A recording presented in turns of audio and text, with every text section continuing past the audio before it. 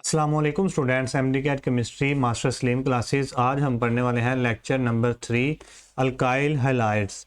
अच्छा, lecture number 1 और 2 के अंदर हमने पढ़ा था nomenclature and reactivity and structure of alkyl halides, वो 1 और 2 था। आज हमारा तीसरा lecture preparation of alkyl halides. Alkyl halides को हम कैसे तैयार कर सकते हैं, उसके क्या मेथड हैं, और उसके साथ न्यूक्लियोफाइल, इलेक्ट्रोफाइल और लिविंग ग्रुप, ये हम पढ़ेंगे। अच्छा, न्यूक्लियोफाइल इलेक्ट्रोफाइल इतना अहम है कि इसके बाद जो हमने पढ़ना है ना, एलिमिनेशन और सब्स्टिट्यूशन रिएक्शन, वो इसी से होंगे। तो आपको आज का लेक्चर इसको देना पड़ेगा और यहाँ से एमसीक्यूज भी आए हुए हैं। अच्छा, प्रेपरेशन ऑफ अल्काइल हैलाइड्स बच्चों, इसके मेथड्स हम शुरू करते हैं।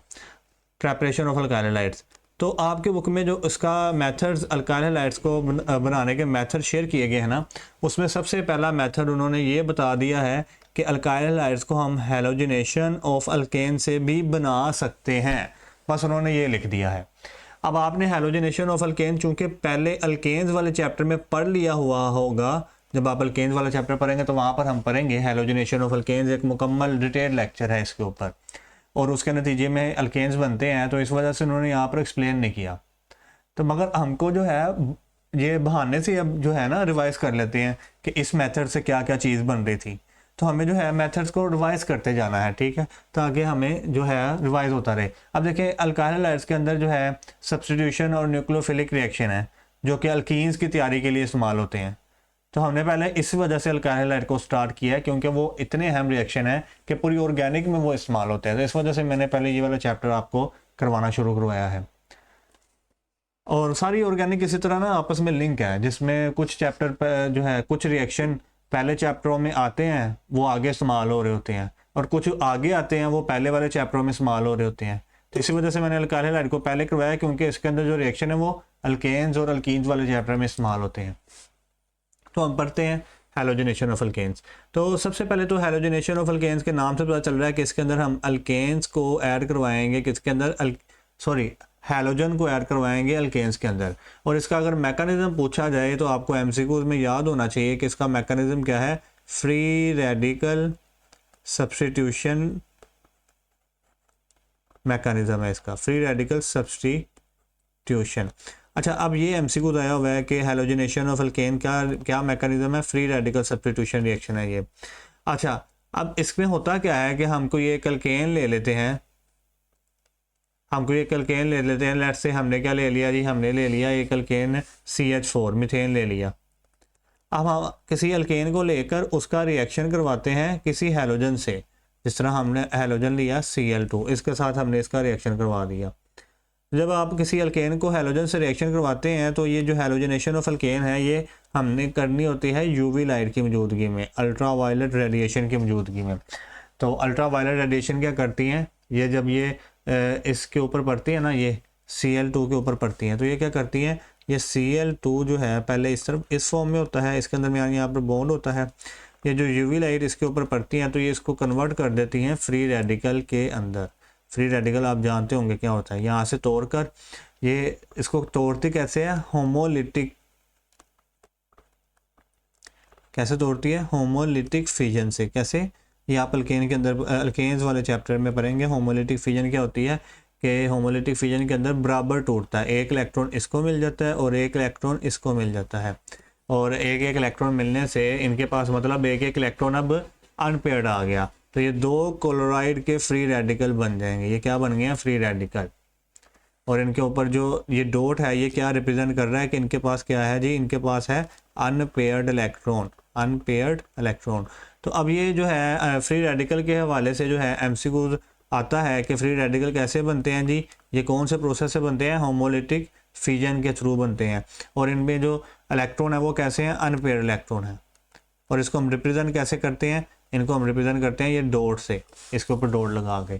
तो इसके नतीजे में ये दो जो है फ्री रेडिकल बन गए। इनमें से एक जो है क्लोरीन का फ्री रेडिकल यहाँ से एक H लेकर बना देता है हमारे पास HCl। बाकी कितना रह गया, एक फ्री रेडिकल रह गया। वो एक जो है यहाँ पर जो बाकी बच जाएगा उसके साथ अटैच हो जाएगा। तो यहाँ से जब एक H निकला था तो 3 H बाकी रह गए, इसके साथ दूसरा फ्री रेडिकल अटैच होकर हमारे पास ये बना देगा। इसका नाम आप खूब भी जानते हैं, इसका नाम क्या है जी, मिथाइल क्लोराइड, या फिर इसको क्लोरोमीथेन भी कहते हैं। नोमेनक्लेचर वाले टॉपिक के अंदर मैंने बताया था। अच्छा, अब आप ये भी पढ़ते हैं अल्केन्स वाले चैप्टर के अंदर, ज़रूरी नहीं है कि इसमें से सिर्फ एक ही हाइड्रोजन निकले और उसकी जगह पर एक ही क्लोरीन लगे।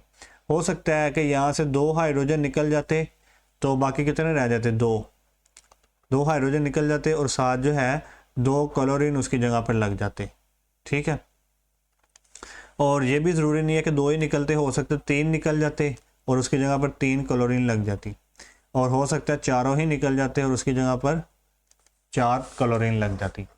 अब ये 4 तरह की प्रोडक्ट्स हैलोजिनेशन ऑफ अल्केन में आपने पढ़ा है कि बनती हैं। इनमें से अल्काइल हैलाइड कौन सा है, क्योंकि हमने तो यहाँ पर ये देखना है कि अल्काइल हैलाइड कैसे बनाते हैं। इनमें से अल्काइल हैलाइड यही है जिसके अंदर एक हैलोजन अटैच है, ये वाला। तो हमें पता है कि अल्काइल हैलाइड चूंकि मोनो हैलो अल्केन्स होते हैं, पहले लेक्चर में मैंने बताया था, तो इसमें जो अल्काइल हैलाइड है वो सिर्फ यही है, यही अल्काइल हैलाइड है। तो मतलब इसके इस मेथड के अंदर सिर्फ अल्काइल हैलाइड जो है वो नहीं बन रहा, इसके साथ और भी बहुत ज़्यादा चीज़ें बन रही हैं, जिस तरह ये डाइक्लोरोमीथेन, क्लोरोफॉर्म और कार्बन टेट्राक्लोराइड, ये भी बन रहा है। तो इस मेथड में आपने ये ध्यान रखना है कि इसमें सिर्फ अल्काइल हैलाइड नहीं बनता, मतलब ये जो है इतना अच्छा मेथड नहीं है अल्काइल हैलाइड बनाने का, क्योंकि इसके अंदर ये वाली दूसरी चीज़ें भी आ जाएंगी जो कि हमें नहीं चाहिए, ये तीनों भी आ जाएंगी, हमें ये नहीं चाहिए। अच्छा, मान लें कि आपने हैलोजन जो है वो ब्रोमीन अटैच किया होता Br2, तो फिर जो यहाँ पर अल्काइल हैलाइड बनना था वो कौन सा बनना था, फिर यहाँ पर जो अल्काइल हैलाइड बनना था वो आप देख लें, वो बनना था CH3Br, यही बनना था ना, क्लोरीन की जगह पर Br लग जाना था।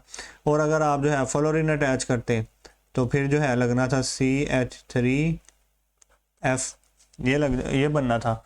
तो मतलब इस तरह से हम डिफरेंट अल्काइल हैलाइड इससे बना सकते हैं, मगर साथ में ये वाला मिक्सचर भी बनेगा, ये आपने याद रखना है। अब अगर हम ऑर्डर देखें, ऑर्डर का मतलब कि रिएक्टिविटी का ऑर्डर, सबसे ज़्यादा रिएक्टिव कौन सी चीज़ होगी इनमें से। तो जब आप ऑर्डर देखेंगे आपको पता चलेगा कि ये जो हैलोजन है ना, क्लोरीन, बोरोमीन और फ्लोरीन, इसके साथ आयोडीन, तो इसमें सबसे ज़्यादा जो रिएक्टिव होता है वो होता है फ्लोरीन। उसके बाद होता है जी हमारे पास क्लोरीन, और उसके बाद होता है जी बोरोमीन, और सबसे कम रिएक्टिव होता है इसमें आयोडीन। मतलब हम आयोडीन का जो है रिएक्शन इस तरीके से करवा के आयोडीन वाले जो है अल्काइल हैलाइड हम इस तरीके से नहीं बना पाते, क्योंकि ये आयोडीन इसमें सबसे कम होता है। तो ये था हैलोजिनेशन ऑफ अल्केन, जिसमें हमने मोटी मोटी बातें पढ़ी, इसके अंदर आपको ये याद रखना है, ठीक है। अब हम चलते हैं दूसरे मेथड की तरफ, जो कि है जी, ये भी आप पहले चैप्टर में पढ़ते हैं अल्केन्स वाले चैप्टर में, that is addition of hydrogen halides to alkenes. Alkenes के अंदर हम हाइड्रोजन हैलाइड्स को ऐड करते हैं, तो उसके नतीजे में हमें अल्काइल हैलाइड्स मिल जाते हैं। ये हमने यहाँ पर डिस्कस करना है। अब हाइड्रोजन हैलाइड क्या होते हैं जी, हाइड्रोजन हैलाइड्स के नाम से पता चल रहा है कि इसके अंदर एक तो हाइड्रोजन होगा और साथ कोई हाइड्रोजन लगा होगा HX, इसे हम क्या कहते हैं, हाइड्रोजन हैलाइड। तो इसके नाम से पता चल रहा है कि हमने क्या करना है, एक अल्कीन लेनी है। अल्कीन लेट से हम ले लेते हैं CH2 double bond CH2, ethene ले लेते हैं। इसके अंदर हमने कोई जो है हाइड्रोजन हैलाइड ऐड करना है। क्या ऐड करना है, हाइड्रोजन हैलाइड। लेट से हम हाइड्रोजन हैलाइड ऐड करते हैं HCl, और हाइड्रोजन हैलाइड को ऐड करने से क्या होगा, हाइड्रोजन हैलाइड को ऐड करने से क्या होगा कि यहाँ से हमने पता है कि एडिशन होती है, एडिशन में ये H एक कार्बन को मिल जाता है और ये जो Cl है ये दूसरे कार्बन को मिल जाता है। तो क्या बन जाएगा, जो जिसको समझ लो कि इसको Cl मिल गया तो ये क्या बन गया, CH2, यहाँ पर Cl अटैच हो गया, और जो इसको जो है H मिल गया तो ये बन गया CH3। तो इसके नतीजे में ये क्या बन गया जी हमारे पास, ये क्या बन गया है, ये अल्काइल हैलाइड नहीं बन गया, जिसका नाम है 2 कार्बन वाला इथाइल क्लोराइड। इसका नाम क्या है, इथाइल क्लोराइड। इथाइल क्लोराइड, इसका नाम क्या है, इथाइल क्लोराइड। तो ये हमारे पास अल्काइल हैलाइड बन गया। तो मतलब अल्कीन से हम इस तरह ऐड करवा सकते हैं कि अल्कीन में हमने HCl या फिर कोई भी हैलो अल्केन ऐड करना है, तो उसके नतीजे में अल्काइल हैलाइड बन जाएगा। लेट से हमने HCl नहीं अटैच किया, हमने HBr अटैच कर दिया। तो जब HBr अटैच करेंगे तो इसके नतीजे में क्या बन जाएगा, इसके नतीजे में बन जाएगा फिर CH2, Cl की जगह पर Br अटैच हो जाएगा, और क्या है, ये अटैच हो जाएगा, बाकी तो वही चीज़ रहेगी। लेट से आपने HBr नहीं अटैच किया, आपने क्या कर दिया जी, HI अटैच कर दिया, और एच आई अटैच करने से क्या होगा, बी आर की जगह पर आई लग जाएगा, बाकी तो वही रहेगा, ये बन जाएगा इथाइल आयोडाइड बन जाएगा, ये बन जाएगा। मतलब इस तरीके से हम ये डिफरेंट डिफरेंट अल्काइल हैलाइड बना सकते हैं। एक हमने ये वाला अल्काइल हैलाइड का मेथड बना। अब इसके अंदर जो हम ऑर्डर ऑफ रिएक्टिविटी पढ़ते हैं ना, ऑर्डर ऑफ रिएक्टिविटी,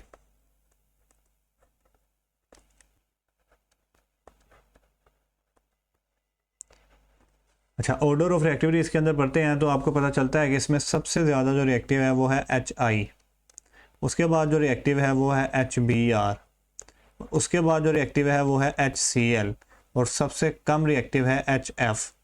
इसी वजह से मैंने यहाँ पर आपको एच एफ का रिएक्शन नहीं करवाया, क्योंकि वो इतना कम रिएक्टिव होता है कि वो अल्कीन के साथ जो है वो रिएक्शन शो नहीं करता। तो उस तरीके से मतलब जो है आप इसको इस मेथड से जो है एफ वाले फ्लोराइड वाले अल्काइल हैलाइड नहीं बना सकते आप। जबकि पिछले मेथड में हमने क्या कहा था कि उसमें आयोडीन जो है वो रिएक्टिव नहीं है, तो उससे हम आयोडीन वाले अल्काइल हैलाइड नहीं बना पाते। तो ये दो मेथड हो गए जो कि आपने पहले भी पढ़े हुए हैं, इसको हमने रिवाइज किया हुआ है। आ जाते हैं कि अब हमारे पास कि हम जो अभी हमने दो मेथड पढ़े हैं ना, हेलोजिनेशन ऑफ अल्केन और क्या दूसरा मेथड था, addition of hydrogen halides to alkene. ये कोई इतने अच्छे मेथड नहीं है। जो है अल्कोहल से अल्काइल हैलाइड बनाना ये बहुत बेस्ट मेथड होता है कि हम अल्कोहल से फ्रॉम अल्कोहल जो है वो अल्काइल हैलाइड बनाएं। ये क्या होता है, बेस्ट मेथड होता है अल्काइल हैलाइड बनाने का। इसकी वजह क्या है, पहले वाले दो इतने बेस्ट मेथड क्यों नहीं है, ठीक है वो देखते हैं। पहले वाले दो इतने बेस्ट मेथड क्यों नहीं है, इसका तो आपको मैंने बता ही दिया कि इसके अंदर क्या होता है जी, इसके अंदर हमें ये अल्काइल हैलाइड चाहिए सिर्फ, मगर इसके अंदर ये तीन साइड प्रोडक्ट भी आ गए जो कि हमें नहीं चाहिए, मगर उसके अंदर तो ये अल्काइल हैलाइड भी डिजोल्व है सोल्यूशन के अंदर और ये तीनों भी डिजोल्व हैं। तो हम इनको अलग अलग कैसे करें, तो ये अलग करने पे मसला आ जाता है। तो इस वजह से ये एक इतना अच्छा मेथड नहीं है। तो इसका ये क्यों नहीं अच्छा method, not a good method, not a good method. ये इतना अच्छा मेथड क्यों नहीं है, क्योंकि इसके अंदर क्या हो रहा है, मिक्सचर ऑफ प्रोडक्ट मिल रही है, मिक्सचर ऑफ प्रोडक्ट मिल रही है, मिक्सचर ऑफ प्रोडक्ट मिल रही है। और जब मिक्सचर ऑफ प्रोडक्ट मिल रही है तो उसको अलग अलग करना हमारे लिए मुश्किल हो जाएगा, ठीक है। हमें तो सिर्फ ये वाली प्रोडक्ट चाहिए थी, मगर वो तो इन सब के साथ मिल रही है, इसके साथ भी मिल रही है, तो हमें ये नहीं चाहिए। अच्छा इसके अलावा जो है इसकी दूसरी प्रॉब्लम ये है कि इसके अंदर हमें जो है टेम्परेचर बहुत हाई चाहिए। यूवी लाइट देते हैं ना, तो उसके मतलब टेम्परेचर हाई चाहिए हमें, या तो यूवी लाइट दे दो या कोई हाई टेम्परेचर रख दो। मैंने एक जगह पे पढ़ा था 400 डिग्री टेम्परेचर तकरीबन इसको रखते हैं, तो हाई टेम्परेचर रख लो या यूवी लाइट दे दो। हाई टेम्परेचर रखोगे तो उसको फिर कंट्रोल करना भी मुश्किल होता है ना, तो इसकी ये एक दूसरी जो है ये एक इतना अच्छा मेथड नहीं है। अच्छा तीसरा जो है इसका कि ये क्यों इतना अच्छा मेथड नहीं है, वो ये है कि ये स्पेसिफिक नहीं है। स्पेसिफिक से मुराद क्या है वो देखते हैं। ये मेथड स्पेसिफिक नहीं है। स्पेसिफिक क्यों नहीं है जी, देखो हमने ये अल्केन ले लिया 4 कार्बन वाला, इसके ऊपर हाइड्रोजन है। अब हम क्या चाह रहे हैं कि इस अल्केन की हाइड्रोजनेशन करवाएं और इसके साथ जो है हम हैलोजन अटैच करवा दें। कहाँ पर, दूसरे कार्बन पे। कहाँ पर, दूसरे कार्बन पे।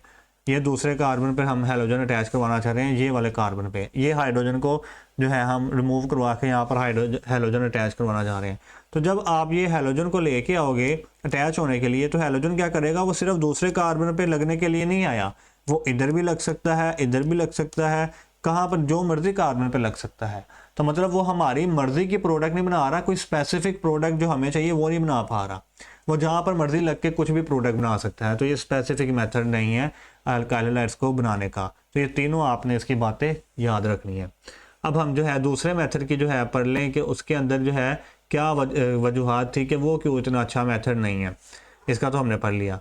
ये अच्छा मेथड नहीं है बच्चों, क्योंकि इसके अंदर भी अगर आप देखें तो ये जो हमने अल्कीन ली थी ये थी सिमेट्रिकल। ये कैसी थी, सिमेट्रिकल। क्यों सिमेट्रिकल है भी, क्योंकि इसके अंदर अगर आप देखें डबल बॉन्ड के इर्द गिर्द एक ही जैसी आपको सिचुएशन नजर आ रही है। ये कैसी अल्कीन थी, सिमेट्रिकल। अच्छा जब तक सिमेट्रिकल अल्कीन ले रहे हो तो फिर तो कोई मसला नहीं है, फिर तो जो हमारे पास प्रोडक्ट है वो तकरीबन एक ही बन रही है और इसको हम सोल्यूशन में वैसे ही अलग कर सकते हैं।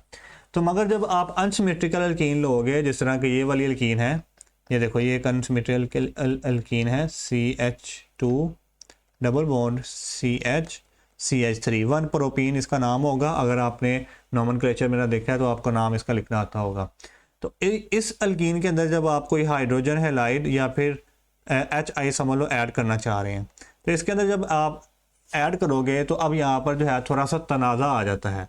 तनाज़ा क्या आता है? ये तनाज़ा ये आता है कि अब की बार जो है आप इसके अंदर जब हाइड्रोजन हैलाइड ऐड कर रहे हो तो अब की बार जो है हाइड्रोजन किसके साथ लगाओगे? क्या इस कार्बन के साथ लगाओगे या फिर हाइड्रोजन को इस कार्बन के साथ लगाओगे? क्योंकि दोनों तो अलग अलग कंडीशन है। इसके साथ ये एक हाइड्रोजन है, इसके साथ 2 हाइड्रोजन है, तो किसके साथ लगाएंगे अब? तो बच्चों इस कंडीशन में हमारे पास एक आता है रूल जिसका नाम है मार्कोनिकोव्स रूल्स। वो क्या कहता है? वो ये कहता है कि मार्कोनिकोव्स रूल्स का ये कहना है कि जो भी आप जो है एडिंग रिएजेंट होगा जिसको आप ऐड कर लें किसके अंदर? अनसिमेट्रिकल अल्कीन के अंदर। ये अनसिमेट्रिकल अल्कीन के अंदर किसी को ऐड कर रहे हैं तो उस रिएजेंट का जो नेगेटिव वाला हिस्सा है ना, उस रिएजेंट का क्या? नेगेटिव वाला हिस्सा। ये नेगेटिव वाला हिस्सा ये नेगेटिव होगा ना, आयोडीन पे नेगेटिव चार्ज होगा, हाइड्रोजन पे प्लस का। तो ये जो नेगेटिव वाला हिस्सा है वो उस कार्बन को मिलेगा जिसके अंदर कम हाइड्रोजन है। ये मार्कोनिकोव्स रूल है।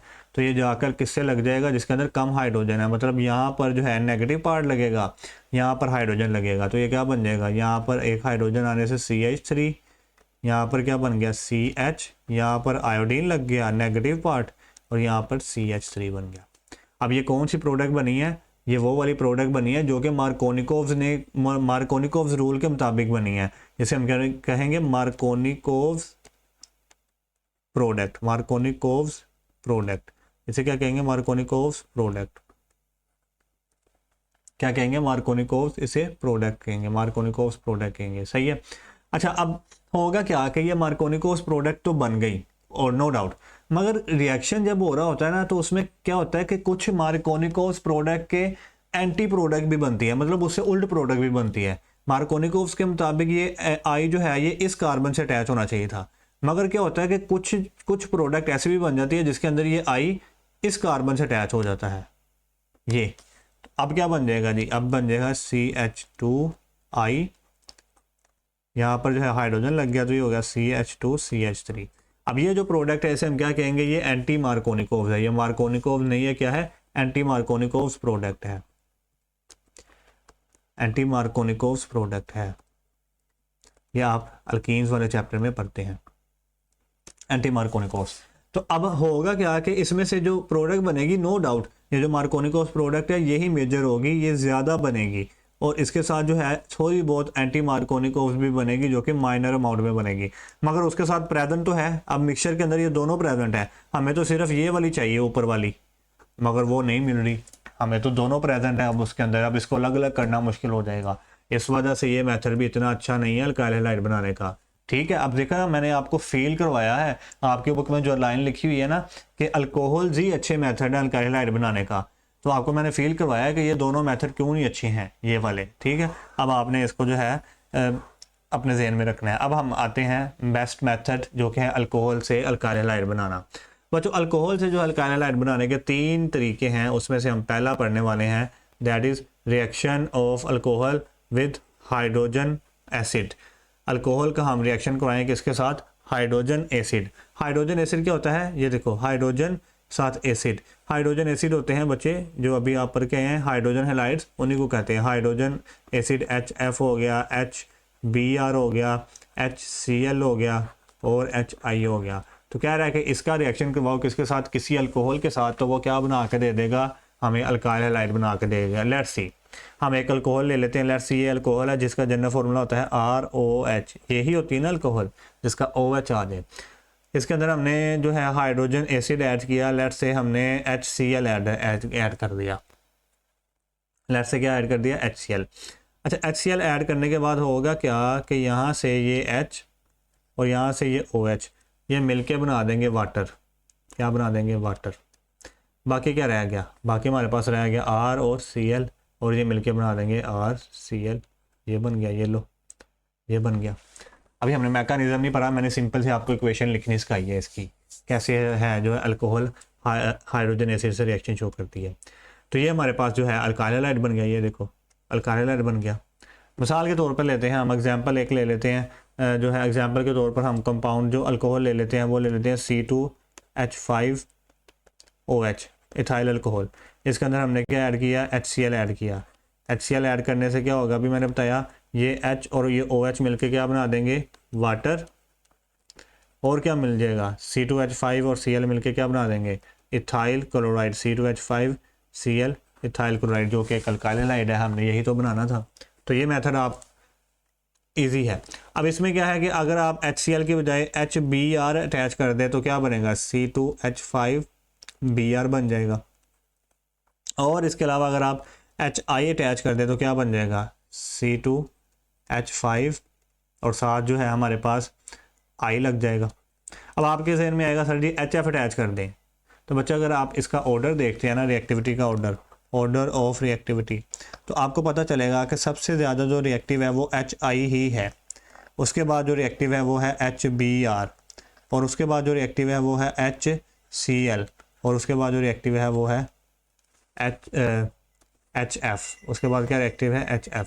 अब यही ऑर्डर आपने कहाँ पर देखा था, ये ऑर्डर आपने देखा है I think so hydrogenation of alkene जो हमने सेकंड मेथड पढ़ा है, sorry addition reaction of alkenes, addition of hydrogen halide to alkene, उसमें भी यही ऑर्डर था। वहाँ पर भी हमें चूंकि हाइड्रोजन फ्लोराइड लेस रिएक्टिव थी तो हम उसको रिएक्शन नहीं करवाते थे क्योंकि वो रिएक्शन नहीं करती थी।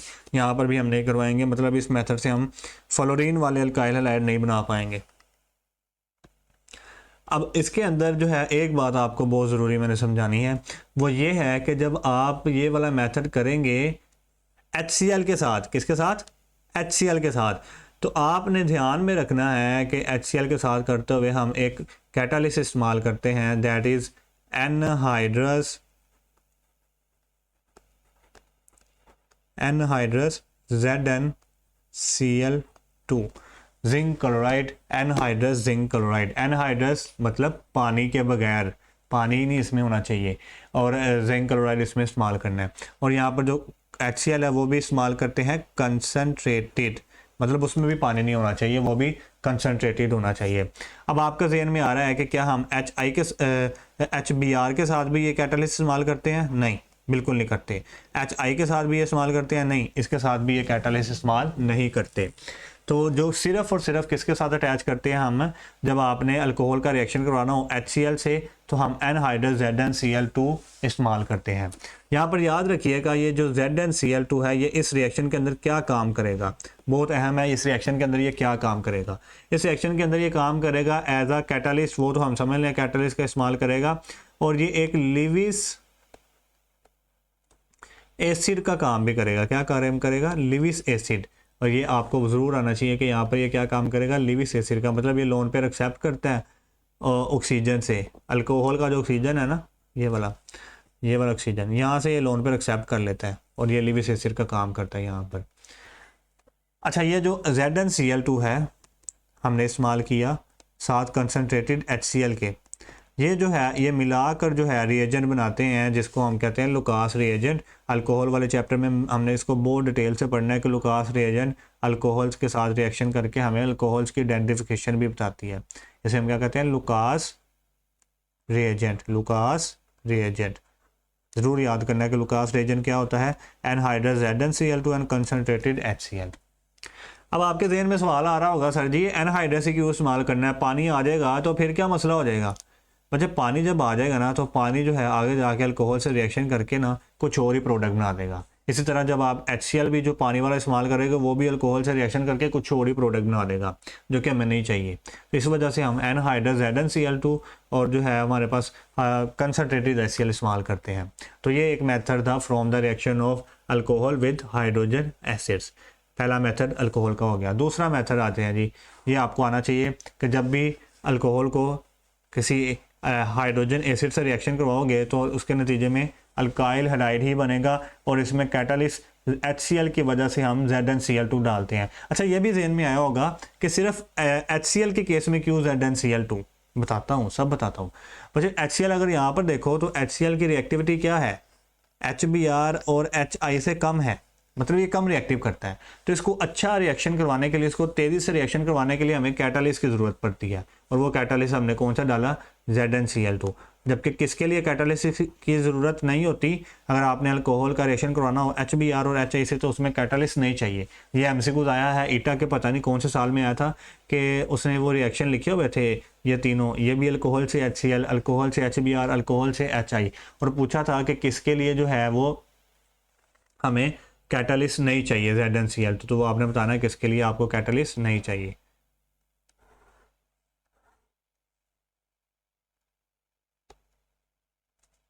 जी दूसरा मेथड चलते हैं जी।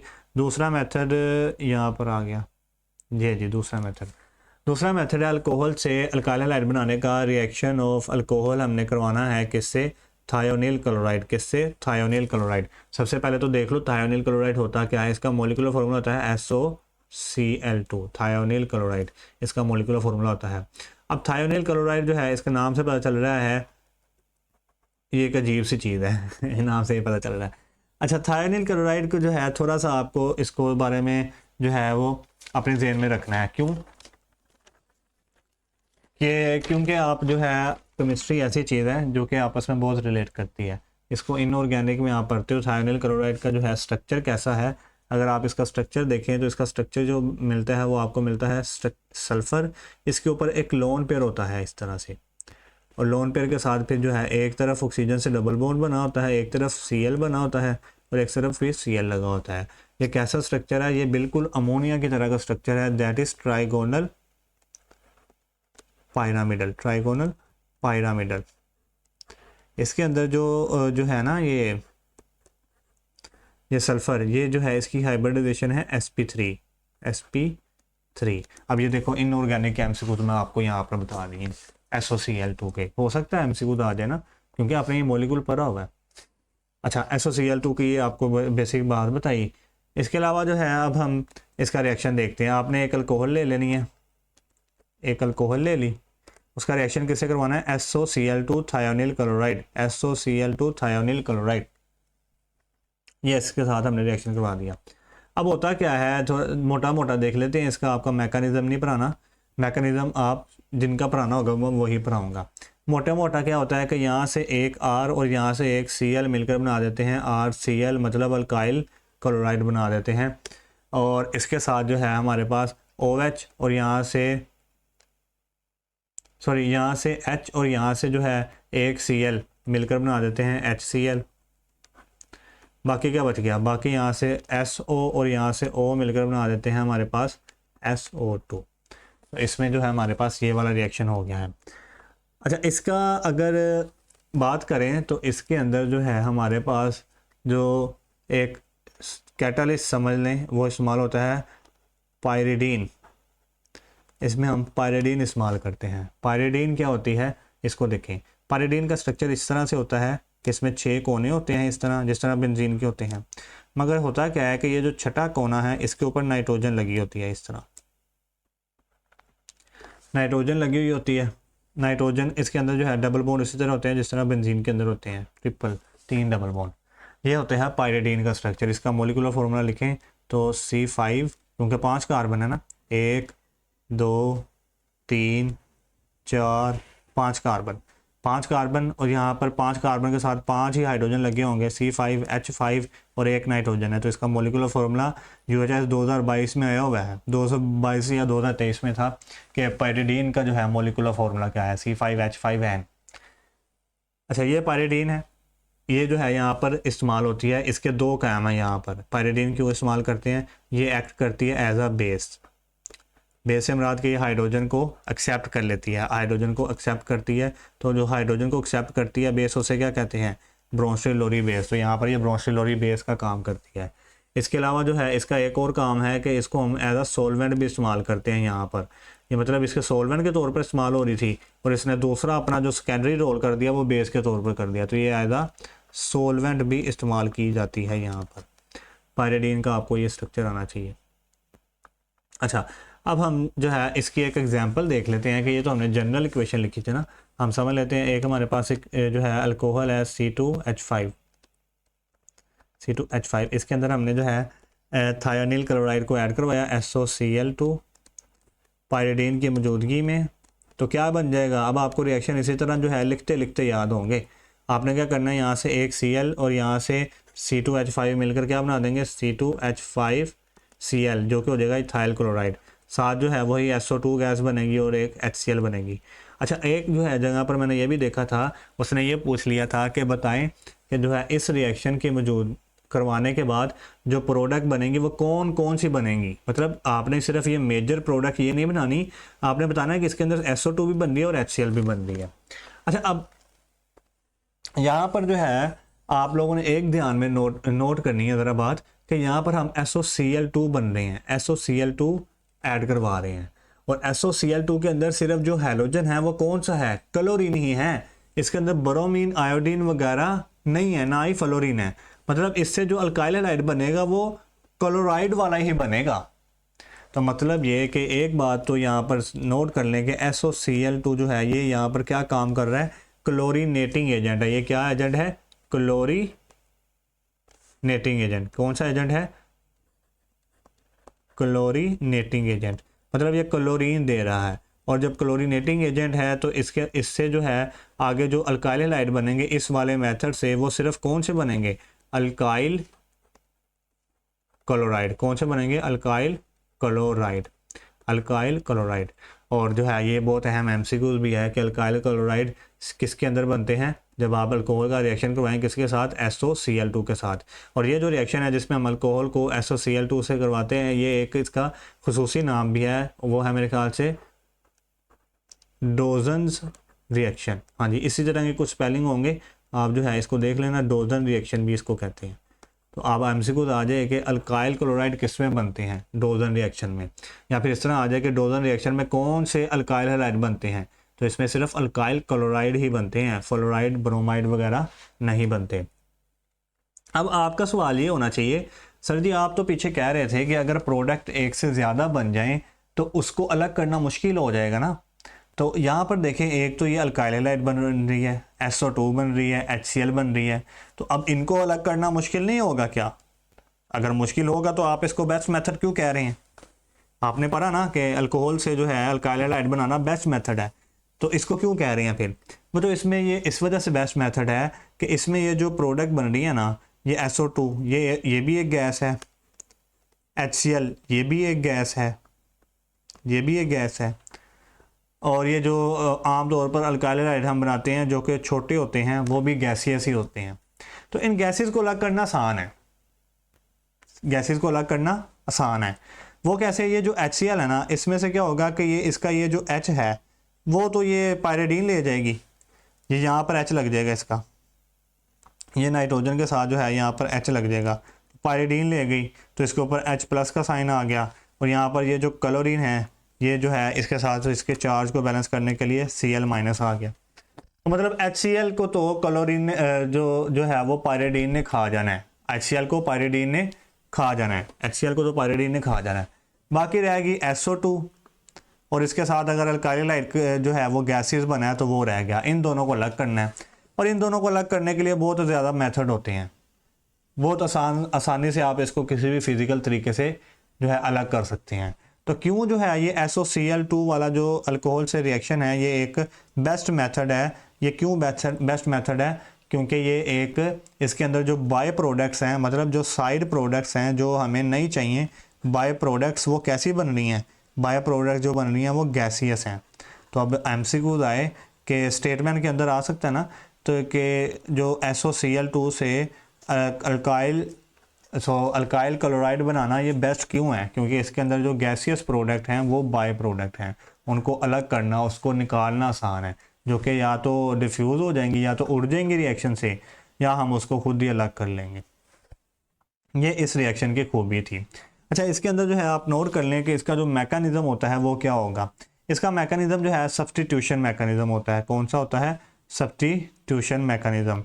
सब्स्टिट्यूशन क्या होता है वो हमने डिटेल में पढ़ना है, मगर ये भी नोट कर लें कि इस रिएक्शन के अंदर जो मैकेनिज़्म आता है वो कौन सा आता है, इसके अंदर आता है सब्स्टिट्यूशन, न्यूक्लियोफिलिक सब्स्टिट्यूशन, SN जिसको कहते हैं, इसका मैकेनिज़्म होगा SN न्यूक्लियोफिलिक सब्स्टिट्यूशन।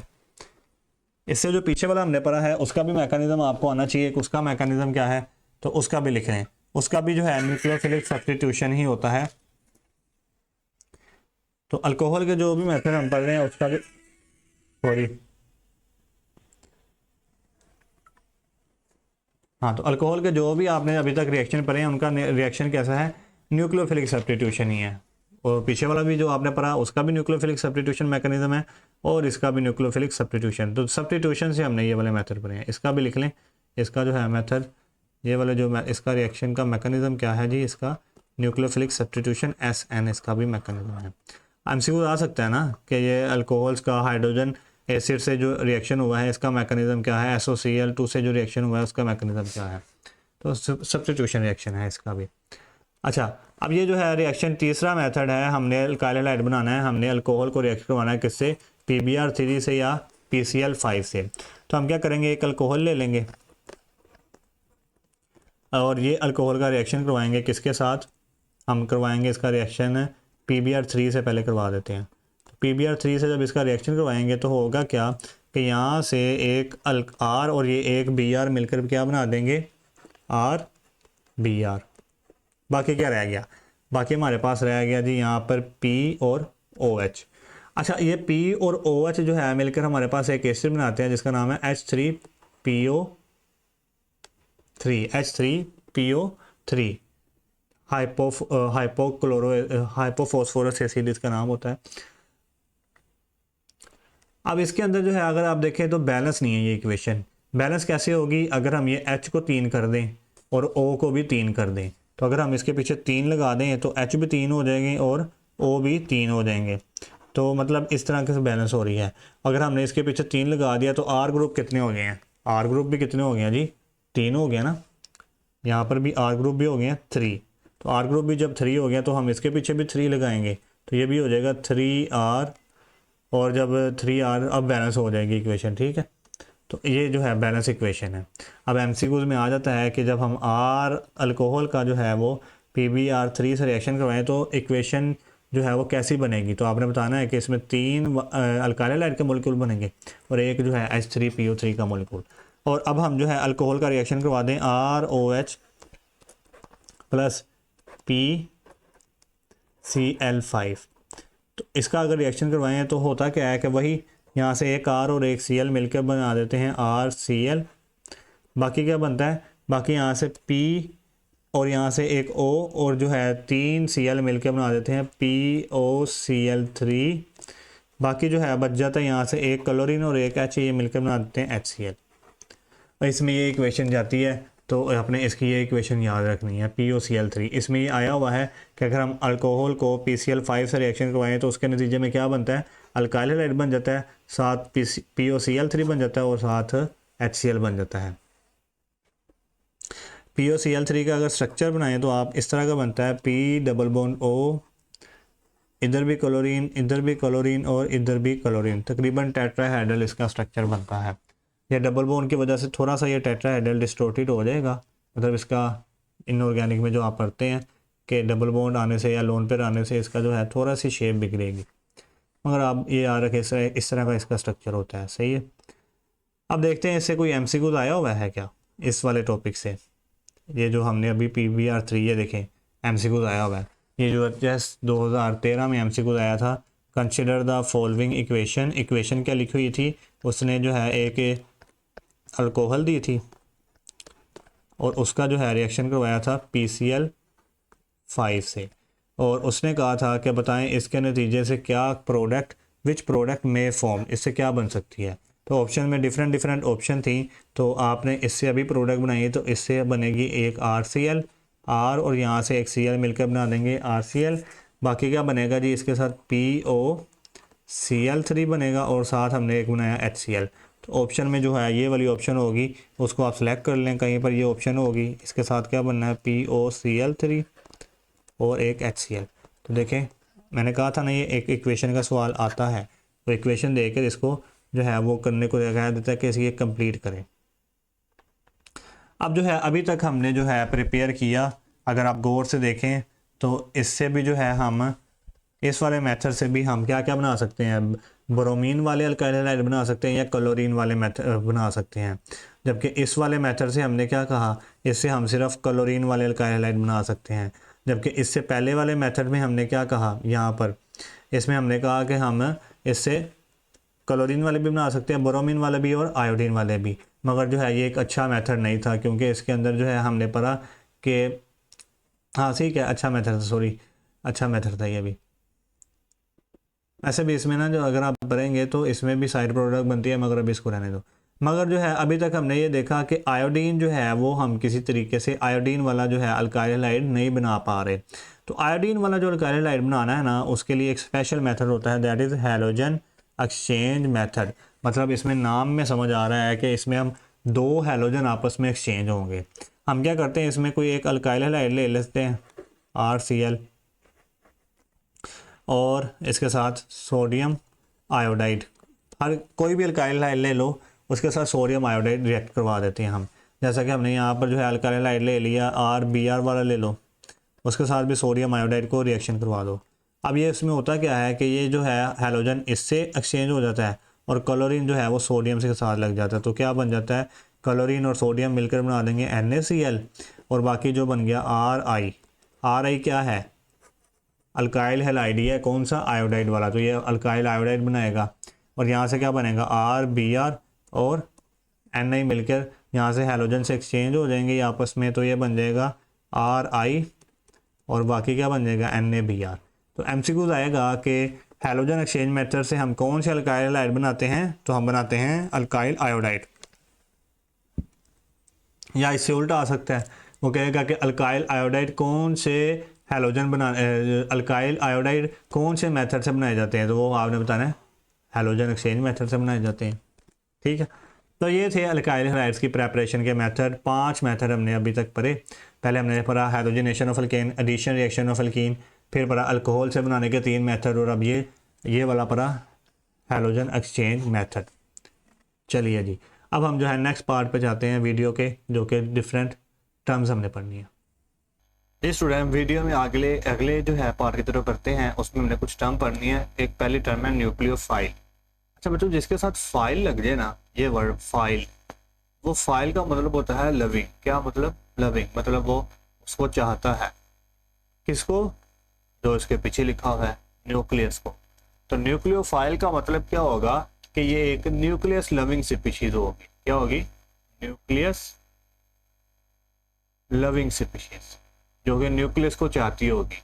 अब न्यूक्लियस पे क्या चार्ज होता है जी, न्यूक्लियस पे चार्ज होता है प्लस का। तो न्यूक्लियस को कौन चाहता होगा, जिसके ऊपर क्या चार्ज हो, नेगेटिव का। क्या चार्ज हो, नेगेटिव का। मतलब न्यूक्लियोफाइल क्या है, एक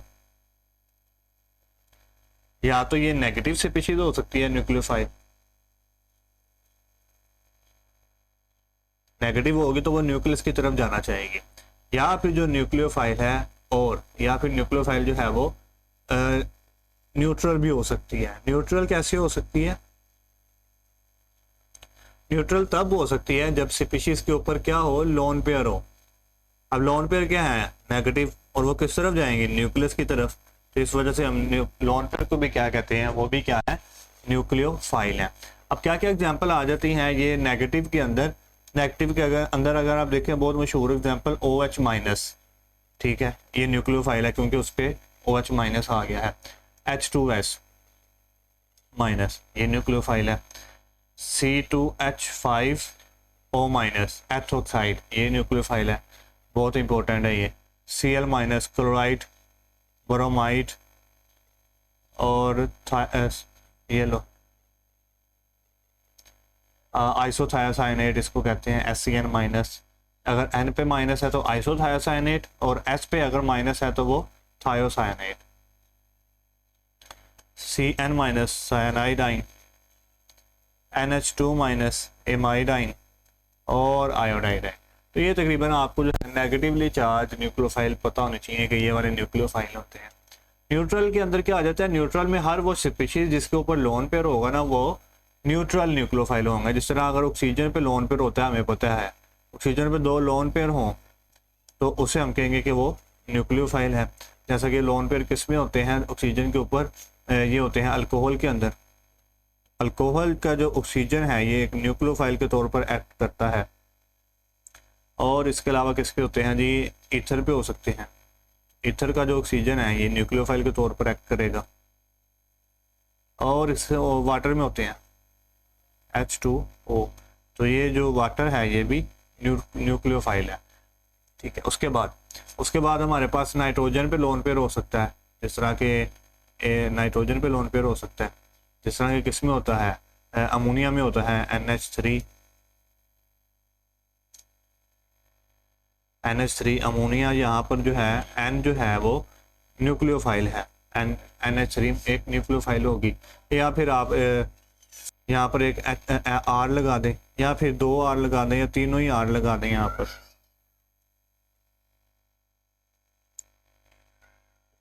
तो ये भी जो है इनको हम अमीन्स कहते हैं। तो ये अमीन्स भी क्या है, एक न्यूक्लियोफाइल है। और किस पे हो सकता है जी, लोन पेयर हो सकता है हमारे पास S पे हो सकता है। अगर S के ऊपर लोन पेयर हो तो वो भी क्या होंगे, न्यूक्लियोफाइल होंगे। S पे लोन पेयर किस में होते हैं, आपने पढ़ा था कि जो थायोल जो होते हैं जिसमें क्या होता है RO की जगह पर क्या आ जाता है, अल्कोहल में जो लिखते हैं हम ROH लिखते हैं ना, तो यहाँ पर थायोल में क्या होता है, O की जगह पर S आ जाता है। फंक्शन ग्रुप वाले टॉपिक में मैंने पढ़ाया था थायोल। तो ये जो थायोल हैं ये क्या है जी, ये एक न्यूक्लियोफाइल के तौर पर एक्ट करेंगे। इसके अलावा थायो ईथर, जिसमें भी क्या होता है O की जगह पर, ईथर में अगर हम O की जगह पर क्या लगा दें, O की जगह पर अगर हम लगा दें S, तो वो क्या बना देते हैं, थायो ईथर बना देते हैं। तो ये थायो ईथर होंगे। तो ये भी न्यूक्लियोफाइल के तौर पर काम करते हैं। तो ये जो है आपके पास न्यूक्लियोफाइल की एग्जांपल्स थी कि ये न्यूक्लियोफाइल के तौर पर काम करते हैं। अब एक छोटा सा टॉपिक है न्यूक्लियोफिलिसिटी। क्या टॉपिक है, न्यूक्लियोफिलिसिटी। अच्छा, न्यूक्लियोफिलिसिटी क्या है जी, यहाँ पर मैं लिख लूँ पहले, न्यूक्लियोफिलिसिटी।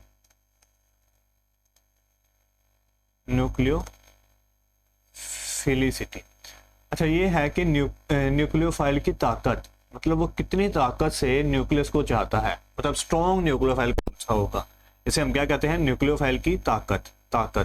ताकत किसकी है, ये न्यूक्लियोफाइल की, ये न्यूक्लियोफाइल की ताकत है। अच्छा, उर्दू में मेरी राइटिंग बहुत ही गंदी है, इंग्लिश में गंदी है, उर्दू में उससे भी ज़्यादा गंदी है, तो ज़रा एडजस्ट। ताकत है जी, ये किसकी है, न्यूक्लियोफाइल की, ये न्यूक्लियोफाइल की ताकत है।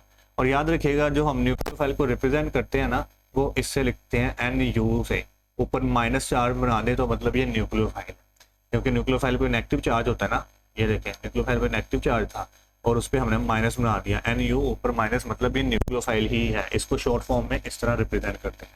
इसको हम कहते हैं न्यूक्लियोफिलिसिटी का मतलब कि न्यूक्लियस की ताकत कितनी है, कितना वो ज़्यादा अच्छा न्यूक्लियोफाइल है, स्ट्रॉन्ग, या कितना वो वीक न्यूक्लियोफाइल है, ये हम इसमें पढ़ते हैं।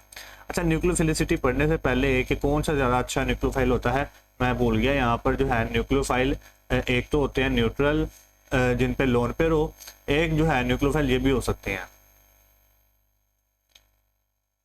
एक न्यूक्लियोफाइल ये वाले भी हो सकते हैं। यहाँ पर लिख दो नीचे, हाँ यहाँ पर लिख देता हूँ। एक न्यूक्लियोफाइल ये वाले न्यूट्रल न्यूक्लियोफाइल ये भी हो सकते हैं जिनमें मल्टीपल बॉन्ड हो, जिनमें क्या हो, मल्टीपल बॉन्ड हो। मल्टीपल का मतलब जिसके अंदर डबल या ट्रिपल बॉन्ड हो, और वो किन में होते हैं, अल्कीन्स और अल्काइंस में। तो ये जो अल्कीन्स और अल्काइंस है ना, ये भी न्यूक्लियोफाइल है। क्यों, क्योंकि हमें पता है कि इसका ये जो पाई बॉन्ड होता है ना, मल्टीपल बॉन्ड में ये जो पाई बॉन्ड होता है, अल्कीन और अल्काइन का ये जो पाई बॉन्ड होता है, ये पाई बॉन्ड के अंदर जो इलेक्ट्रॉन है ना, ये बहुत एक्सपोज हुए होते हैं, और इनको इलेक्ट्रॉन को कोई प्लस चार्ज चाहिए होता है, इनको क्या चाहिए होता है, न्यूक्लियस चाहिए होता है ये पाई इलेक्ट्रॉन को। तो ये भी एक पाई जो है इलेक्ट्रॉन, ये किसके एक्ट करते हैं, एक न्यूक्लियोफाइल के तौर पर एक्ट करते हैं। तो न्यूक्लियोफिलिसिटी मतलब न्यूक्लियस की ताकत, इसको हम डिस्कस करते हैं। तो बच्चे जो अभी हमने दो तरह के न्यूक्लियोफाइल पढ़े, एक है नेगेटिवली चार्ज और एक है न्यूट्रल। तो जो न्यूक्लियोफिलिसिटी है ना, उसमें आपको मैं बताता हूँ कि किसका ज़्यादा ताकत होती है न्यूक्लियोफाइल की। तो जो न्यूक्लियोफाइल नेगेटिवली चार्ज है ना बच्चे, नेगेटिवली चार्ज, अगर उसको आप कंपेयर करो न्यूट्रल से, तो वो जो है उसकी न्यूक्लियोफिलिसिटी ज़्यादा होगी न्यूट्रल के मुकाबले। ये अब सीधी सी बात है कि जो न्यूक्लियोफाइल नेगेटिवली चार्ज है उसकी न्यूक्लियोफिलिसिटी क्या होगी, ज़्यादा होगी न्यूट्रल के मुकाबले में। मसलन आपके सामने उसने ना यहाँ पर लिख दिया क्लोराइड, ब्रोमाइड,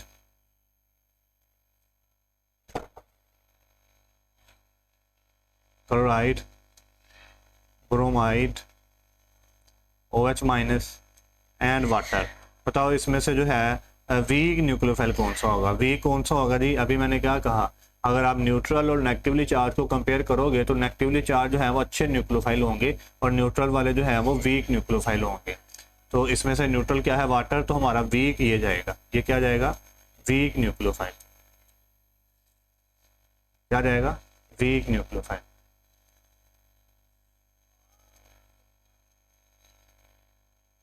ये होगा वीक न्यूक्लियोफाइल। और आप कहेंगे सर जी आप अगर बताएं तो इनमें स्ट्रॉन्ग कौन सा होगा? तो स्ट्रॉन्ग ये नेगेटिवली चार्ज में से कोई होगा। तो अब जो है नेगेटिवली चार्ज को अगर आपस में कंपेयर करना हो ना, तो फिर ये रूल है कि जो न्यूक्लियोफिलिसिटी है ये इन्वर्सली प्रोपोर्शनल होती है इलेक्ट्रोनेगेटिविटी ऑफ सेंट्रल एटम पे। इलेक्ट्रोनेगेटिविटी ऑफ सेंट्रल एटम पे मतलब जिस पे चार्ज है या जिस पे लोन पेयर है वो वाले एटम की इलेक्ट्रोनेगेटिविटी के इन्वर्सली प्रोपोर्शनल होती है nucleophilicity. Inversely proportional to electronegativity of central atom.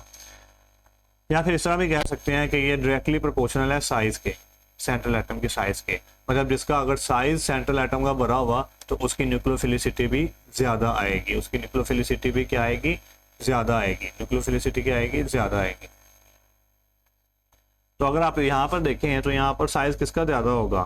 Chlorine है हमारे पास, ब्रोमीन है और ऑक्सीजन है। ऑक्सीजन का तो साइज कम ही आएगा। साइज जो बड़ा आएगा क्लोरीन ब्रोमीन में से ब्रोमीन का, तो यहाँ पर ब्रोमीन की न्यूक्लियोफिलिसिटी क्या होगी? स्ट्रॉन्ग होगी। ये अच्छा न्यूक्लियोफाइल होगा, ये स्ट्रॉन्ग न्यूक्लियोफाइल होगा। जबकि वीक हमने ढूंढ लिया था, वो कौन था? वाटर। तो इस तरह जो है आप ये दो स्टेप इस्तेमाल करते हुए नेगेटिवली चार्ज ज़्यादा न्यूक्लियोफाइल है न्यूट्रल से, और दूसरा ये अगर हमें नेगेटिवली चार्ज के अंदर जो है फैसला करना है तो वो न्यूक्लियोफिलिसिटी उसकी किसके बराबर होगी? इन्वर्सली प्रोपोर्शनल टू इलेक्ट्रोनेगेटिविटी या फिर साइज। अगर इसमें देखें तो इलेक्ट्रोनेगेटिविटी किसकी इसकी सबसे कम होती है, तो फिर इसकी न्यूक्लियोफिलिसिटी भी क्या आएगी? ज़्यादा ही आएगी। ये आपने दो जो है न्यूक्लियोफिलिसिटी के बारे में पॉइंट्स याद रखने हैं। अब हम चलते हैं जी, एक यहाँ से न्यूक्लियोफाइल से एक सवाल आया हुआ है, उसको मैं आपको करवाता हूँ। देखिए नम्स 2019 के अंदर सिंपल सा उसने सवाल पूछा है, which one of the following is not nucleophile. तो अभी हमने पढ़ा NH3 जो है इस पर लोन पेयर होता है, तो ये कैसा है न्यूक्लियोफाइल? ये न्यूट्रल न्यूक्लियोफाइल है। ये तो न्यूक्लियोफाइल है, ये हमें पता चल गया। उसने पूछा कौन सा नहीं है वो बताना है। NH2 माइनस है ये बच्चे, NH2 माइनस। या फिर NH2 माइनस ना भी हो तो ये इस तरह से है, NH2 और एक बॉन्ड है, तो इसके ऊपर क्या होंगे? एक लोन पेयर भी होगा, तो ये भी एक न्यूक्लियोफाइल है। और यहाँ पर जो है OR का माइनस का हो अगर, तो इसके ऊपर ये ना माइनस है तो ये न्यूक्लियोफाइल है। और अगर OR ना भी होता, इधर इसने एक कहा होता बॉन्ड है और यहाँ पर एक R है, तो फिर भी ये न्यूक्लियोफाइल था। BF3 जो है ना ये न्यूक्लियोफाइल नहीं है, ये न्यूक्लियोफाइल नहीं है। BF3 को अगर देखोगे तो इसके आखिरी शेल में जो है वो 6 इलेक्ट्रॉन है। अगर आपने इनऑर्गेनिक में पढ़ा हो, और 6 इलेक्ट्रॉन से मुराद इसको इलेक्ट्रॉन की किल्लत है। ये इलेक्ट्रॉन को लेना चाह रहा है, ये इलेक्ट्रॉन को लेना चाह रहा है। मतलब ये कैसे, तो किसके तौर पर एक्ट कर रहा है? ये जो है वो न्यूक्लियस के तौर पे एक्ट कर रहा है। तो ये खुद न्यूक्लियस की तरफ जाना नहीं चाह रहा, ये उसके तौर पे एक्ट कर रहा है। तो हमारा आंसर जाएगा ए, ये हमारा न्यूक्लियोफाइल नहीं है। अच्छा, एक छोटा सा जो है ना वो आपने फ़र्क याद रखना है कि न्यूक्लियोफाइल और बेस में क्या फ़र्क है। न्यूक्लियोफाइल और बेस में क्या फ़र्क होता है? Nucleophile and base. न्यूक्लियोफाइल भी नेगेटिवली चार्ज होता है और न्यूट्रल होता है। बेस में और उसमें क्या फ़र्क है? तो बच्चों जो न्यूक्लियोफाइल होता है ना, एक्चुअली ये जो है बेस, न्यूक्लियोफाइल जो है बेस की तरह ही एक्ट करता है, मगर ये तलाश में होता है कार्बन एटम की। जब ये कार्बन के ऊपर अटैक करता है, वो वाला कार्बन जिसके ऊपर पॉजिटिवली चार्ज हो, ठीक है। और जबकि जो बेस है ना, इसको सिर्फ प्रोटॉन चाहिए होता है, इसको प्लस का प्रोटॉन ही चाहिए होता है। इसको न्यूक्लियोफाइल है, इसको प्लस की चीज़ चाहिए, कौन सी? कार्बन पे प्लस का चार्ज हो। और जबकि बेस जो है इसमें प्रोटॉन के ऊपर इनको प्रोटॉन चाहिए होता है। इलेक्ट्रोफाइल क्या होता है जी? इलेक्ट्रोफाइल जो है एक ऐसी चीज़ है जिसके नाम से पता चल रहा है कि फाइल का मतलब अभी मैंने क्या बताया, लविंग, और इलेक्ट्रॉन पीछे लगा हुआ है, तो मतलब ये इलेक्ट्रॉन लविंग होगा। पहले हमने न्यूक्लियोफाइल पढ़ा जो कि क्या था, न्यूक्लियस लविंग। अब ये क्या होगा, इलेक्ट्रॉन लविंग। इसको इलेक्ट्रॉन चाहिए होगा, इसको सिर्फ और सिर्फ क्या चाहिए, इलेक्ट्रॉन चाहिए। और इलेक्ट्रॉन किसको चाहिए होंगे, जिनके ऊपर क्या चार्ज होगा, जिनके ऊपर क्या चार्ज होगा, इलेक्ट्रॉन किसको चाहिए होगा, जिनके ऊपर क्या चार्ज होगा, या तो उनके ऊपर जो है पॉजिटिव चार्ज होगा, वही इलेक्ट्रॉन की तरफ भागेंगे, या फिर न्यूट्रल वाले भी हो सकते हैं, और न्यूट्रल न्यूट्रल भी हो सकते हैं, वो भी हो सकते हैं इलेक्ट्रोफाइल। मैं बताता हूँ कैसे। देखो पहले भी पूछ लेते हैं पॉजिटिवली चार्ज कौन से होते हैं। जिस तरह क्लोरीन पे प्लस चार्ज हो, वो न्यूक्लियस की तरफ सॉरी इलेक्ट्रॉन की तरफ भागेगा, तो वो इलेक्ट्रोफाइल होगा। ब्रोमीन पे प्लस का चार्ज हो तो वो भी इलेक्ट्रॉन की तरफ भागेगा, वो भी प्लस का चार्ज होगा। NO2 पे प्लस का चार्ज हो, वो भी इलेक्ट्रॉन की तरफ भागेगा। R पे प्लस का चार्ज हो, वो भी इलेक्ट्रॉन की तरफ भागेगा। मतलब R जो है वो अल्काइल ग्रुप है ना, अल्काइल ग्रुप पे प्लस का चार्ज हो तो वो भी इलेक्ट्रॉन की तरफ भागेगा, तो वो भी इलेक्ट्रो फाइल होगा। न्यूट्रल कौन से हो सकते हैं, जिस तरह AlCl3, ये बिल्कुल वैसे ही है जैसे BF3 था। BF3 में भी इलेक्ट्रॉन की डेफिशिएंसी थी, ये इलेक्ट्रॉन डेफिशिएंट था। क्योंकि इसको इलेक्ट्रॉन की डेफिशिएंसी है तो ये इलेक्ट्रॉन की तरफ भागेगा, तो ये इसको क्या कहलाएंगे हम कि ये एक इलेक्ट्रोफाइल है। और जबकि इसको भी इलेक्ट्रॉन की डेफिशिएंसी है तो ये भी एक इलेक्ट्रोफाइल होगा। इसके अलावा बच्चों एक और जो है आपके सामने बहुत इंपॉर्टेंट आपने ये पॉइंट अपने ज़हन में नक्श कर लेना है। जो हमारे पास अल्काइल हैलाइड है, जो कि हम इस चैप्टर में पढ़ ही रहे हैं, इस चैप्टर की जो कि हमारा एक टॉपिक ही है, उसको देखें ज़रा। उसके अंदर मैंने आपको पढ़ाया था अल्काइल हैलाइड के अंदर कि ये जो हैलोजन होता है इसके ऊपर negatively charge, partial negative charge होता है, और जबकि जो होता है कार्बन, इस पे पार्शियल पॉजिटिव चार्ज होता है। इसमें अगर देखें तो ये वाला जो चीज़ है हैलोजन सॉरी कार्बन, जिसके ऊपर पार्शियली पॉजिटिवली चार्ज है, इसको क्या चाहिए, पॉजिटिवली चार्ज है ना, इसको नेगेटिव चीज़ चाहिए। और नेगेटिव को की तरफ कौन भागता है, नेगेटिव मतलब इलेक्ट्रॉन की तरफ, सॉरी इसको कोई नेगेटिव चीज़ चाहिए। और नेगेटिव किस पे चार्ज था, न्यूक्लियोफाइल पे। मतलब ये जो चीज़ है इसके ऊपर जो है न्यूक्लियोफाइल आकर अटैक कर सकती है इस कार्बन पे। और ये जो कार्बन है क्योंकि ये न्यूक्लियस की तलाश में है, सॉरी ये जो कार्बन है ये इलेक्ट्रॉन की तलाश में है, तो ये इलेक्ट्रॉन की तलाश में होने की वजह से हम कहेंगे इलेक्ट्रोफाइल, क्योंकि ये किसकी तलाश में है, इलेक्ट्रॉन की। तो ये क्या होगा, एक इलेक्ट्रोफाइल होगा। समझ गए होंगे। इस पर प्लस का चार्ज था, मतलब ये इलेक्ट्रॉन चाह रहा था, तो ये एक इलेक्ट्रोफाइल था। और जो इसके ऊपर अटैक करेगा उसको प्लस का चार्ज चाहिए था, मतलब वो न्यूक्लियस चाह रहा था, तो उसे हम कहेंगे वो न्यूक्लियोफाइल इस पर अटैक करेगा। तो ये MCQ भी आया हुआ है कि जो अल्काइल हैलाइड्स के अंदर ये जो कार्बन है जिसके अंदर अल्काइल हैलाइड अटैच होता है, उसे हम क्या कहते हैं, उसे हम कहते हैं इलेक्ट्रोफाइल सेंटर। मतलब ये इलेक्ट्रोफाइल का सेंटर है, यहाँ पर न्यूक्लियोफाइल अटैक कर पाता है। ये हमारे पास न्यूक्लियोफाइल की थोड़ी सी डिस्कशन। अब जो है हम चलते हैं ईटा 2022 में है वह सवाल, चूज द एसाइलियम आइन फ्रॉम द फॉलोइंग। नीचे जो आइन दिए गए हैं इनमें से असाइलियम आइन कौन सा है। अच्छा असाइलियम आइन ना एसाइल हैलाइड से निकला, RCOOCl। यहाँ से असाइलम आइन बनता है, वो कैसे बनता है जी, वो यहाँ से RCO डबल बॉन्ड O+, इसे हम कहते हैं असाइलम आइन, RCO+ को। तो इसमें से आंसर क्या जाएगा, ए। ये उसने एक्चुअली इस तरह सवाल दिया था, choose the electrophile, choose the electrophile that is asylum आइन। तो वो इलेक्ट्रोफाइल है ना, ये देखो इसको इलेक्ट्रॉन की जरूरत है, प्लस चार्ज है, तो ये एक जो है इलेक्ट्रोफाइल था, तो इसका आंसर जाएगा बी। अच्छा एक जो है हमारे पास एक टॉपिक होता है that is leaving group. Leaving group क्या होता है जी, लिविंग के नाम से पता चल रहा है कि इसका मतलब है कि छोड़ देना, ये लीव कर जाएगा, लीव कर जाएगा, लीव कर जाएगा,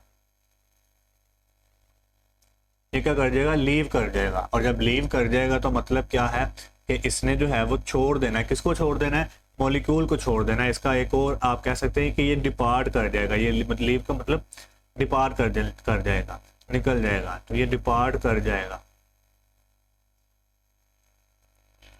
ये डिपार्ट कर जाएगा। अच्छा उसके बाद जी अब ये होता क्या है, अगर आप देखिए अभी हमने कहा था कि जो अल्काइल हैलाइड है, जो कि हमने यहाँ पर लिखा था RCH2, इस पे प्लस आता है कार्बन पे, और इसके साथ जो हैलोजन है उस पर माइनस का चार्ज। ये जो अल्काइल हैलाइड का कार्बन था ये कौन सा सेंटर था, ये था सेंटर इलेक्ट्रोफिलिक, क्योंकि ये इलेक्ट्रोफाइल इलेक्ट्रॉन को लव कर रहा है, इलेक्ट्रॉन की तरफ जा रहा है ये, ये इलेक्ट्रॉन को चाहता है, ये कार्बन सेंटर, तो ये इलेक्ट्रोफाइल सेंटर है। अब इसके ऊपर क्या होगा, एक न्यूक्लियोफाइल आएगा। न्यूक्लियोफाइल को क्या चाहिए होता है, न्यूक्लियस लविंग है ना, तो उसको न्यूक्लियस चाहिए होता है। और न्यूक्लियोफाइल आएगा, इसके ऊपर अटैक करेगा, इसके ऊपर अटैक करेगा, तो होगा क्या, कार्बन अपनी वैलेंसी पूरा करने के लिए ये वाली एक स्पीशीज को निकाल देगा। तो क्या बन जाएगा, तो ये RCH2 साथ न्यूक्लियोफाइल अब अटैच हो गया और इसने जो है ये Cl- को निकाल दिया है। तो अब की बार क्या हुआ है कि यहाँ पर जब न्यूक्लियोफाइल ने अटैक किया तो ये जो स्पीशीज Cl- जो निकला है, इसे हम कहते हैं लिविंग ग्रुप। क्या कहते हैं, लिविंग ग्रुप। तो लिविंग ग्रुप ऐसा ग्रुप होता है जो कि जब न्यूक्लियोफाइल का अटैक होता है तो ये लीव कर जाता है। और ये जो रिएक्शन हुआ है इसमें अगर आप गौर से देखें तो इसमें हुआ क्या है, इसमें एक न्यूक्लियोफाइल आया है और वो जगह पे लग गया, किसी की जगह पे लग गया, किसकी, लिविंग ग्रुप की जगह पे लग गया।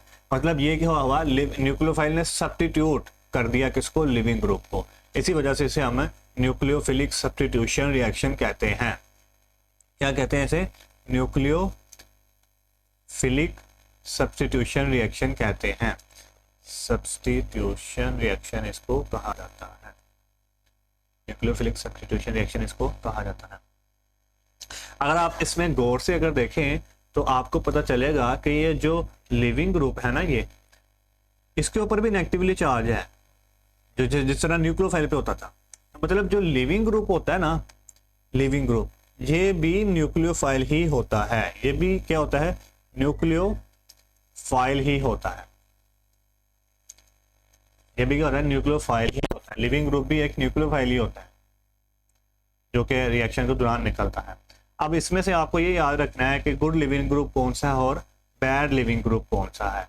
क्या मतलब गुड और बैड का, good leaving group and bad leaving group. अच्छा, गुड लिविंग ग्रुप वो होगा जो कि आसानी से यहाँ से निकल जाएगा, उसे हम कहेंगे गुड लिविंग ग्रुप। और जो आसानी से नहीं निकलेगा वो बैड लिविंग ग्रुप होगा। अब गुड लिविंग ग्रुप कौन सा हो सकता है जो कि आसानी से निकल जाए, यहाँ से आसानी से निकल जाए। अब वही हो सकता है जिसकी इलेक्ट्रोनेगेटिविटी कम हो, ठीक है, या फिर आप कह सकते हैं जो कि बड़े साइज का हो, जो कि आसानी से निकल जाएगा। कोई छोटे साइज का होगा तो वो तो यहाँ पर इसके दरम्यान में फंसा ही रहेगा। तो गुड लिविंग ग्रुप कौन से होते हैं जी, उसके नाम लिख रहे हैं आप। ये गुड लिविंग ग्रुप है जिस तरह बोरोमीन, आयोडीन और जो है HSO4-, तो ये एक गुड लिविंग ग्रुप होते हैं। H2S- गुड लिविंग ग्रुप होते हैं। बैड लिविंग ग्रुप होते हैं जो कि छोटे साइज के हों, जिस तरह O छोटा साइज का होता है तो OH, O-R, O पे चार छोटा जो है माइनस है ना, तो O छोटा होना चाहिए। NH2-, तो ये एक बैड लिविंग ग्रुप है। इसके अलावा एक बहुत इंपॉर्टेंट टर्म है, that is good leaving group and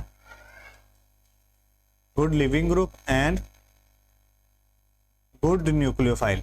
एक जो है स्पीशीज ऐसी है केमिस्ट्री के अंदर जो कि गुड लिविंग ग्रुप भी है और गुड न्यूक्लियोफाइल भी है, उसको हम कहते हैं आयोडाइड आयन। ये बहुत इंपॉर्टेंट है। ये आयोडाइड क्या है, ये एक न्यूक्लियोफाइल भी बहुत अच्छा है और लिविंग ग्रुप भी बहुत अच्छा है।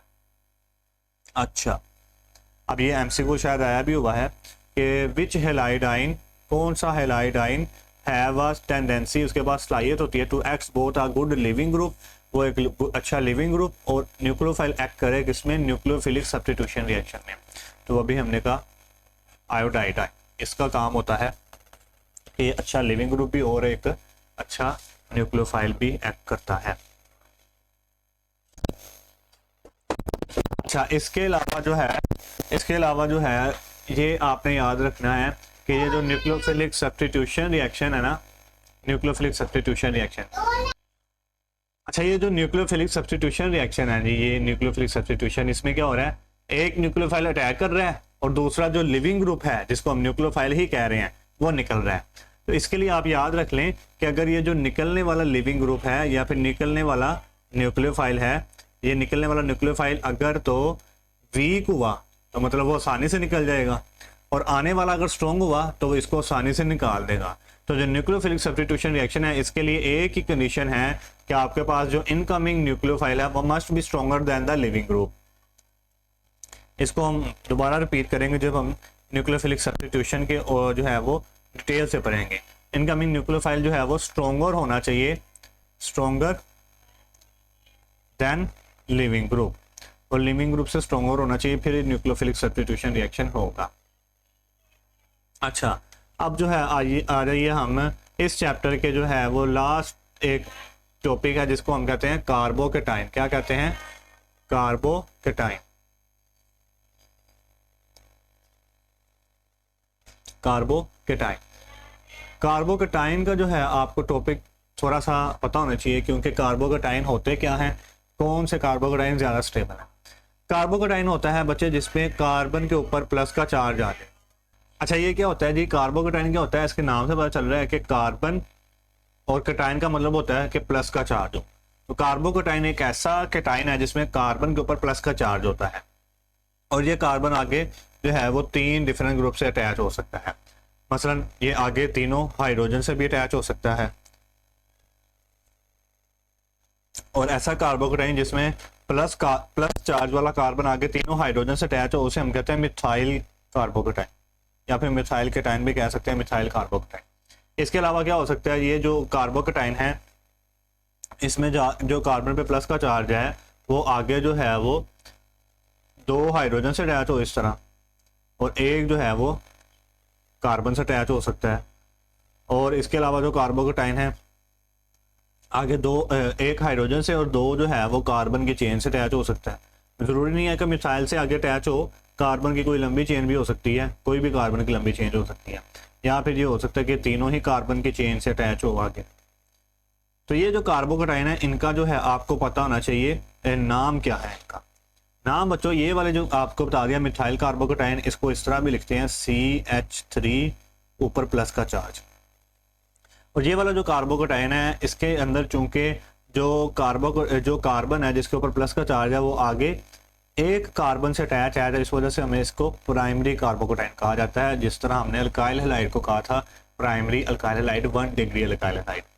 और ये कार्बोकेटाइन चूंकि इसके जो कार्बन के प्लस का चार्ज है वो आगे 2 कार्बन से अटैच है, तो इसे हम सेकेंडरी कहते हैं, सेकेंडरी कार्बोकेटाइन। और ये किस पे अटैच है? ये आगे जो अटैच है हमारे पास टर्शरी कार्बोकेटाइन, 3 कार्बन से अटैच है, तो इसे हम कहेंगे टर्शरी कार्बोकेटाइन। क्या कहेंगे? Tertiary carbocation. तो ये कार्बोकेटाइन है। अब ये कार्बोकेटाइन की जो स्टेबिलिटी है ना, स्टेबिलिटी वो बड़ी अहमियत की हामिल है। कौन सा कार्बोकेटाइन ज्यादा स्टेबल होता है, ये बहुत अहमियत की हामिल है। ये आपको जरूर सीखना चाहिए कि स्टेबल कौन सा होता है, क्यों होता है। अच्छा, अगर आप गौर से देखें तो इसके अंदर जो है फर्क कहाँ पर आ रहा है इन तीनों टाइप्स के अंदर, चारों टाइप्स के अंदर? एक कार्बन के ग्रुप में, मतलब इसमें कोई कार्बन का ग्रुप नहीं है, इसमें एक है, इसमें 2 कार्बन के ग्रुप अटैच हुए हैं, और इसमें 3 कार्बन के ग्रुप अटैच हुए हैं वो वाले कार्बन से जिसके ऊपर प्लस का चार्ज है। ये कार्बन से 3 ग्रुप अटैच हुए हैं। अच्छा, यही कोई जो है ये ग्रुप ही इसकी स्टेबिलिटी की रीजन होंगे। समझिए जरा, ये देखिए। अब ये जो है ग्रुप जो होता है ना, ये जो CH3 ग्रुप या फिर कोई भी अल्काइल ग्रुप जो होता है ना, ये होता है इलेक्ट्रॉन डोनेटिंग। मतलब ये क्या करते हैं कि अपने ये सिग्मा बॉन्ड के जरिए अपने साथ जो इसके साथ अटैच हुआ होता है उसको इलेक्ट्रॉन डोनेट करते रहते हैं। ये भी इलेक्ट्रॉन डोनेट करेगा, ये भी इलेक्ट्रॉन डोनेट करेगा, ये भी इलेक्ट्रॉन डोनेट करेगा। तो इसमें 3 जो ग्रुप हैं टर्शरी कार्बोकेटाइन में, 3 ग्रुप ऐसे हैं जो कि कार्बन को इलेक्ट्रॉन दे रहे हैं। तो मतलब बताएं इलेक्ट्रॉन पे क्या चार्ज होता है? माइनस का। और ये माइनस का चार्ज जो है आगे जाके इसको मिल रहा है, ये कार्बन को। तो ये कार्बन पे जो प्लस का चार्ज है, ये माइनस का चार्ज को बैलेंस नहीं करेगा, कोई उसको खत्म करने की कोशिश करेगा ना। तो जब खत्म करने की कोशिश करेगा तो इसी को हम कहते हैं जी कि ये जो है इसको बैलेंस करने की कोशिश कर रहा है।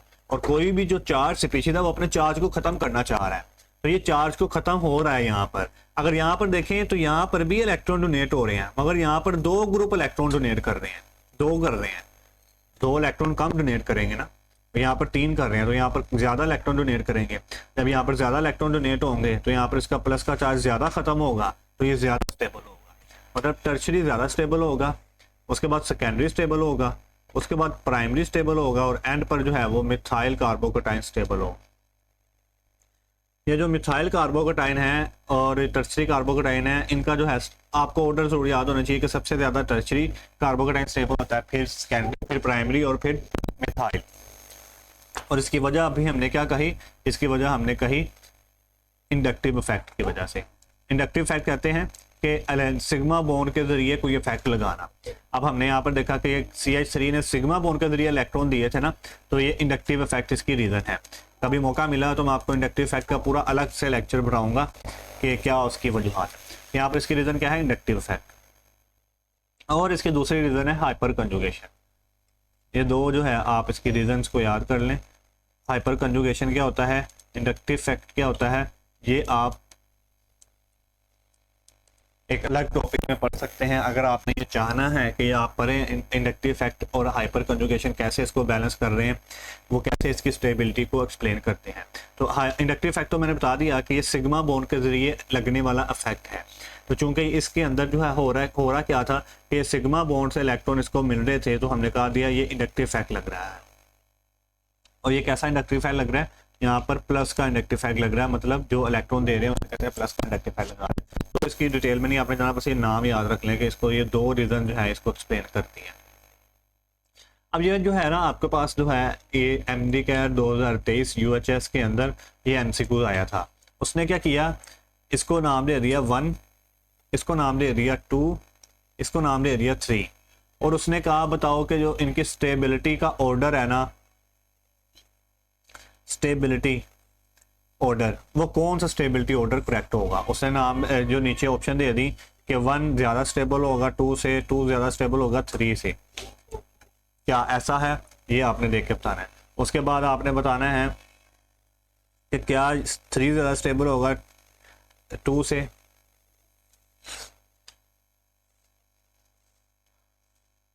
क्या 3 ज़्यादा स्टेबल होगा 2 से और फिर 1 स्टेबल होगा ज़्यादा, या फिर इस तरह है कि